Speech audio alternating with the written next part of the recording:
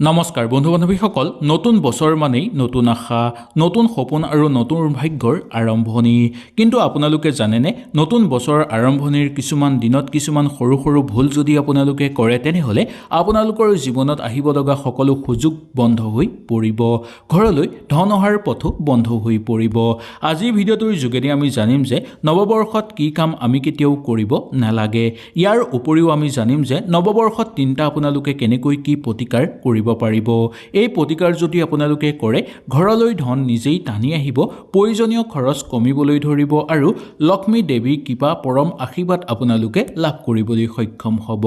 ভিডিঅ'টো শেষলৈকে চাব তেতিয়াহে আপোনালোকে সুন্দৰভাৱে বুজি পাব কাৰণ তৃতীয় কামটো বেছিভাগ মানুহেই নাজানে আহক তেনেহলে আমি জানি লওঁ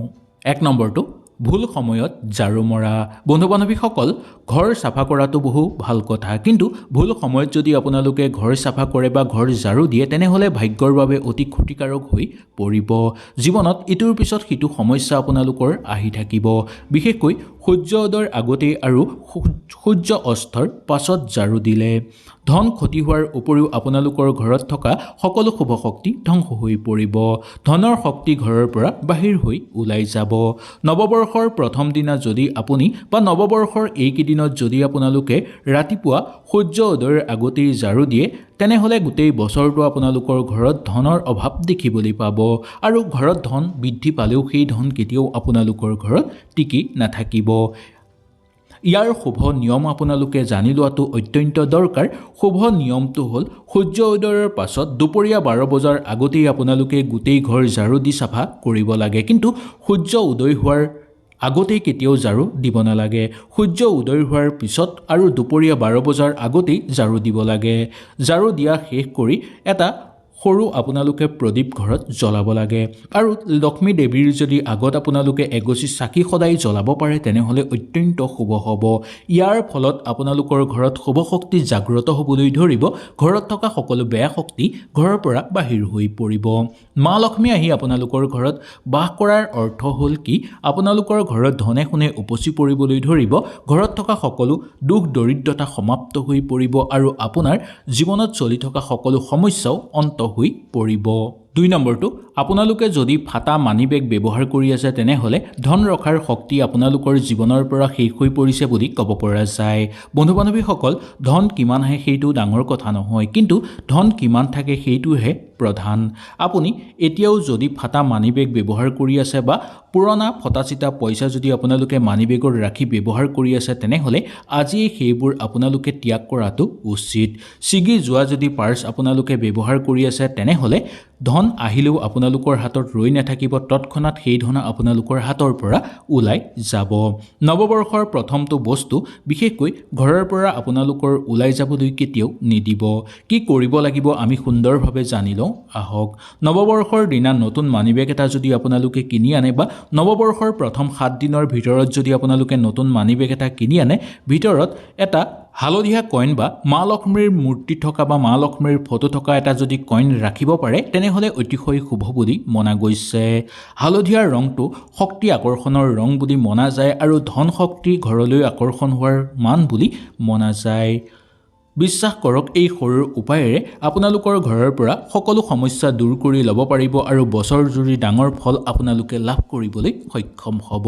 নতুন নতুন সুযোগ সুবিধা আপোনালোকৰ ঘৰলৈ আহিব যদি আপোনালোকে মানি বেগ ব্যৱহাৰ নকৰে তেনে ক্ষেত্ৰতো আপোনালোকে কৰিব পাৰিব সৰু এটা কাম আপোনালোকৰ ঘৰৰ যোন জেগাত পইচা থয় সেই জেগাত আপোনালোকে হালধীয়া এটা মুদ্ৰা ৰাখিব পাৰে নাইবা মা লক্ষ্মীৰ থকা বা মা লক্ষ্মীৰ ছবি থকা এটা মুদ্ৰা আপোনালোকে সেই পইচা থোৱাৰ জেগাত সুন্দৰভাৱে ৰাখিব পাৰে এনেকৈ যদি আপোনালোকে ৰাখে তেনেহলে আপোনালোকৰ ঘৰলৈ ধন আকৰ্ষণ হ'ব আৰু লগতে মা লক্ষ্মীও আকৰ্ষণ হৈ পৰিব আপোনালোকৰ ঘৰত এই কামটো বছৰৰ প্ৰথম সপ্তাহতেই আপোনালোকে কৰিব লাগিব তেতিয়াহে ইয়াৰ উচিত ফল লাভ কৰিব পাৰিব 3 নম্বৰটো এই দিশত আপোনালোকে দিয়ক এগছি চাকি আপোনালোকৰ ঘৰলৈ ধন আকৰ্ষণ হৈ পৰিব আৰু লগতে মা লক্ষ্মী আহি আপোনালোকৰ ঘৰত বাস কৰিব আহক আমি জানি লওঁ আটাইতকৈ গুৰুত্বপূৰ্ণ কামটো। ঘৰৰ যিকোনো এটা দিশত আপোনালোকে এই কাম কৰিলে নহ'ব, এটা বিশেষ দিশত আপোনালোকে কৰিব লাগিব। বাস্তুশাস্ত্ৰত এই দিশটোক কোৱা হয় উত্তৰ পূব দিশ বা ঈশান কোণ। এই দিশটো ধন সৌভাগ্যত আৰু লক্ষ্মী শক্তিৰ মূল কেন্দ্ৰ বুলিও কোৱা হয়। নৱবৰ্ষৰ প্ৰথম দিনাৰ পৰাই 11 দিন ধৰি আপোনালোকে এই কামটো কৰিব লাগিব। সন্ধ্যাৰ সময়ত এটা ঘিউৰ চাকি আপোনালোকে জ্বলাই ল'ব আৰু উত্তৰ পূবৰ দিশত ৰাখিব আৰু এটা মন্ত্ৰ আপোনালোকে উচ্চাৰণ কৰিব। এই মন্ত্ৰটো হ'ল ওম মহালক্ষ্মী নমঃ। ঠিক এই মন্ত্ৰটো আপোনালোকে 11 বাৰ উচ্চাৰণ কৰিব। এই সময়খিনিত আপোনালোকে কেতিয়াও বেয়া কথা চিন্তা নকৰিব, কাকো বেয়াকৈ নক'ব, মোবাইল কেতিয়াও নচলাব আৰু মনটো শান্ত কৰি ৰাখিবলৈ চেষ্টা কৰিব। এনে কৰিলে আপোনালোকৰ ঘৰত সৌভাগ্যতা বিৰাজ হ'বলৈ ধৰিব, মা লক্ষ্মী আহি আপোনালোকৰ ঘৰত বাস কৰিবলৈ ধৰিব আৰু প্ৰচুৰ পৰিমাণে ঘৰত অৰ্থ লাভ হ'ব বা আপোনালোকৰ ঘৰত হঠাৎ অৰ্থ লাভৰ যোগ নামি আহিব। সেই গতিকে নৱবৰ্ষৰ প্ৰথম দিনাৰ পৰাই 11 দিন ধৰি আপোনালোকে এটা ঘিউৰ চাকি ঘৰৰ উত্তৰ পূব দিশত বা ঈশান কোণত জ্বলাব আৰু এটা মন্ত্ৰ উচ্চাৰণ কৰিব। মন্ত্ৰটো আকৌ এবাৰ মই আপোনালোকক কৈ দিছোঁ, ওম শ্ৰী মহালক্ষ্মী নমঃ। ঠিক এই মন্ত্ৰটো 12 বাৰ আপোনালোকে স্মৰণ কৰিব। এই সময়ত কোনো নিগেটিভ কথা চিন্তা নকৰিব, মোবাইল নুচুব বা মোবাইলত আপোনালোকে কথা বতৰা নেপাতিব, শান্ত মনেৰে আপোনালোকে এই কামটো কৰিব। বিশ্বাস অনুসৰি এই নিয়ম যদি আপোনালোকে সঠিকভাৱে পালন কৰে, ঘৰত ধন টিকি থাকিব আৰু ঘৰলৈ ধন অহাৰ বাট মুকলি হৈ থাকিব। ইয়াৰ উপৰিও মা লক্ষ্মীৰ পৰম আশীৰ্বাদ আপোনালোকে লাভ কৰিব পাৰিব।